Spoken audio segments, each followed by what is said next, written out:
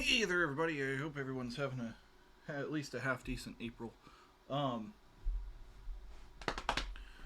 Welcome to the April Gunpla giveaway. Let's see. The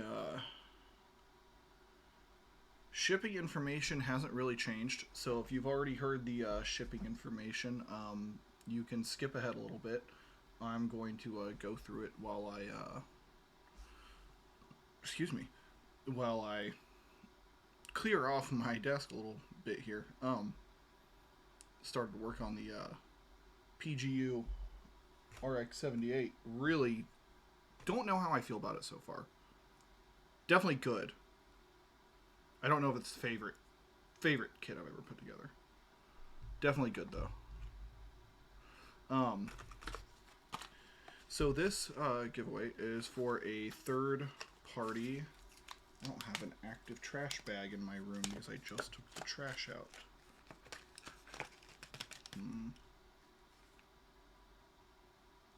Okay. This is a giveaway for a third-party website off of YouTube. So if you're watching this on YouTube, um, yeah, this is for a different community. My apologies.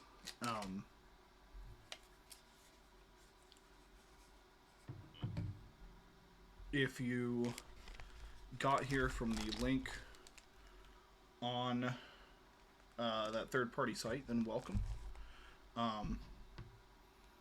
The first thing I always touch on is these are physical items that are in my possession right now. So to send these to you, I will need a shipping address, and I will have to have your name. If you are international, I have to fill out this little shipping claim manifest. And if you're local, I found out through winter, I have to. Let me lose the headphones real quick. No reason to have those on. If you are domestic to the United States, I still have to have your real name because the post office knows your name. If I try to ship something with a random name on it to your address, they will mark it as undeliverable because no one by that name lives at that address. That was interesting to me. I didn't know that when I first started doing these. So please keep in mind that I will need an address. I will need a real name. I work a full-time job and I live with my mother, grandmother, and daughter. So it's very unlikely that I will find time to come serial murder you. Let's see here. What else? Oh, if you are international shipping, shipping costs can start to rise. My shipping is budgeted to where every item should cost about $30 to $35 to ship.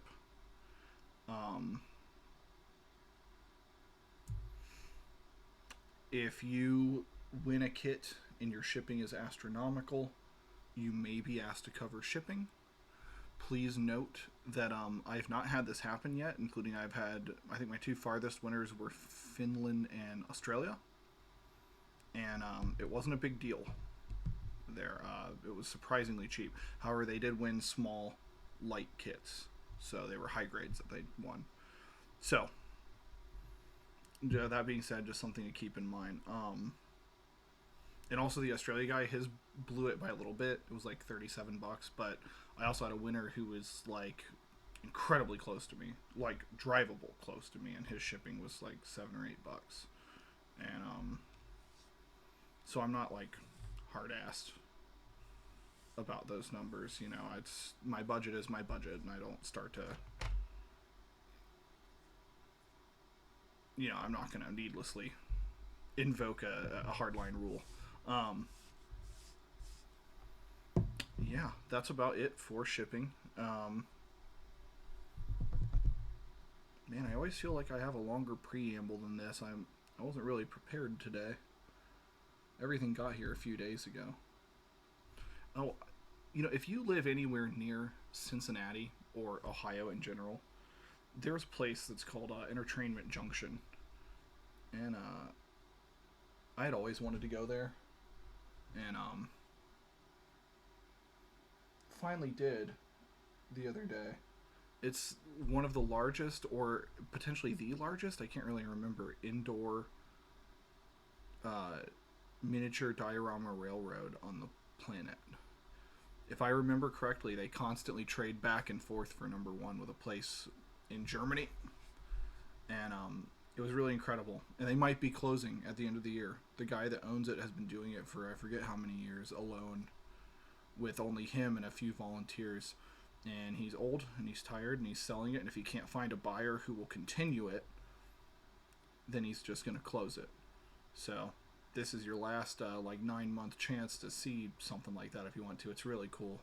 It's a decently long walk through this warehouse where this thing is set up. It's awesome.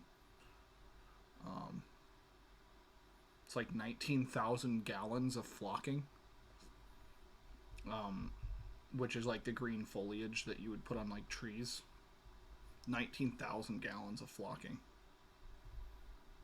All the railroads are controlled with PLCs where the trains can talk to each other and know where they are at any given time. Really cool. It's just a really cool thing. And it's halfway between Cincinnati and Dayton. And if that's a reasonable drive for you, it's not expensive. It was for 3 adults. It was $50, just like a hair over $50. I really recommend it, in because of the chance it might be gone soon. I actually picked these up. They had a whole Woodland Scenics and selection, and I picked these little. There we go. It's such an awkward angle to hit these little welder fellas up, and I'm gonna have maintenance being performed on the RX. They kind of match up with the size of the Pilot perfectly, so they're essentially to scale. HO scale. What is HO scale? Cannot remember that off the top of my head.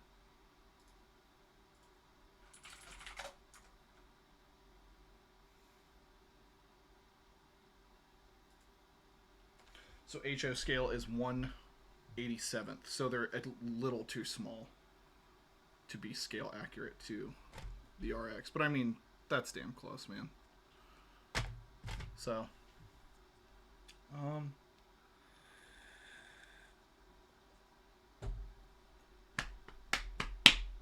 I guess let's go ahead and get into it.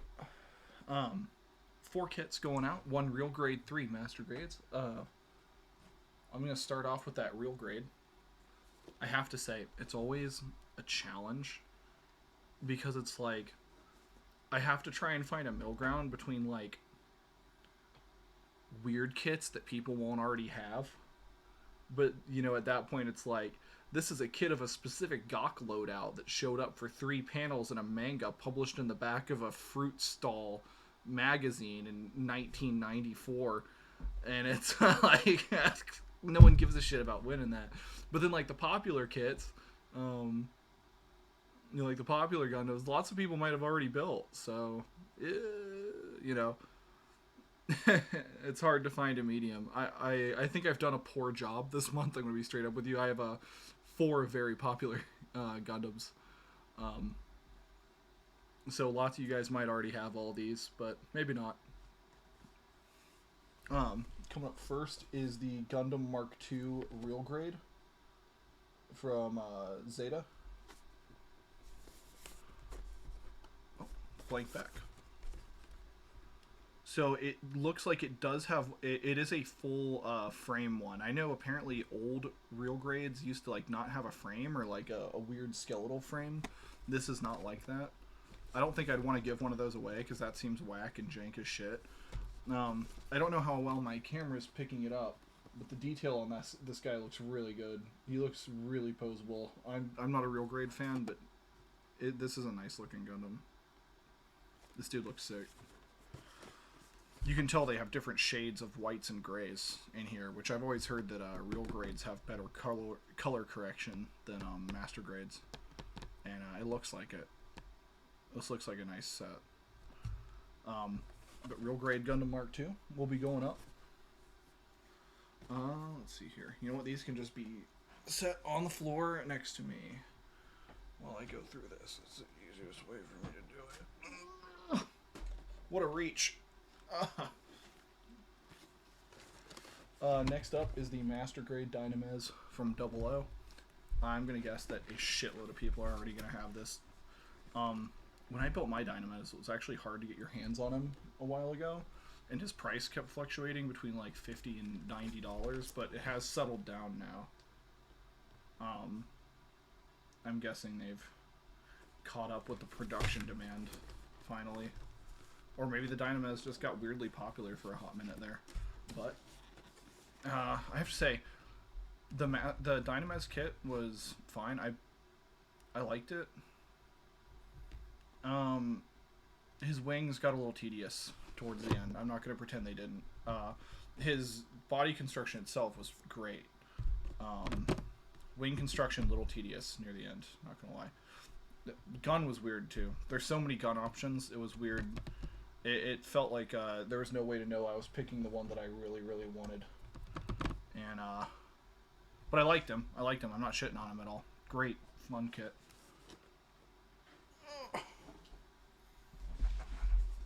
Another one that I really enjoyed, even though I'm not huge on the Barbados. Well, I just guess I just gave it away. Is the Master Grade Barbados. If you're a new builder, this is a great early kit.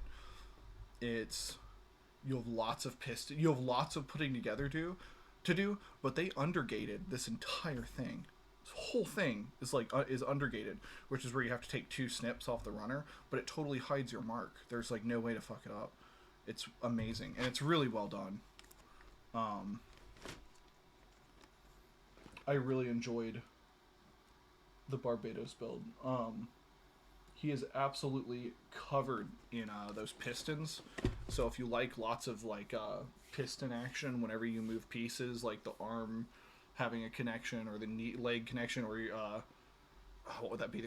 Almost like a collarbone connection. He's covered in them. You're gonna put together a lot of pistons, and if you like that look, he's got what you want.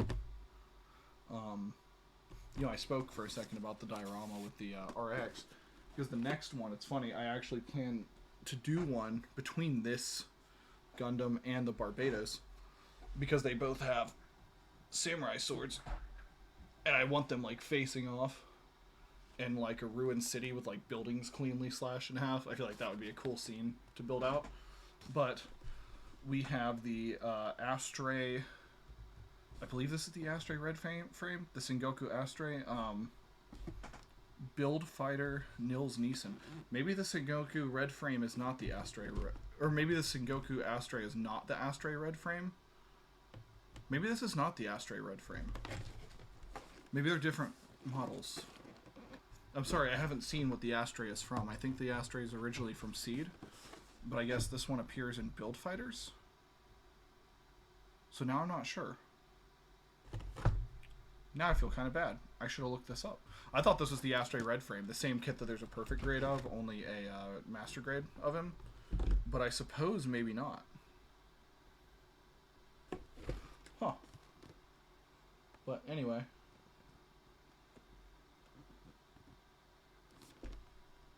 So much glare. Damn, dude. Hard to get that in frame. I only just tried this setup, and I wonder if switching the color on my light might provide a little less glare. Is that less glare? No, not exactly. No, now it's just... Oh, my camera automatically color corrects the white. That's really nice. Oh well. The Astray, so I'm not going to call it the Astray Red frame. I'm going to call it the Sengoku Astray. I really thought this was the red frame version, but I suppose it's not. But that is... This box looked like it had a little trouble in shipping. Whoever wins this, you can rest assured I will open this up before I send it out. And I'm going to make sure nothing's damaged inside, because this suffered a little bit of trauma on the way to me.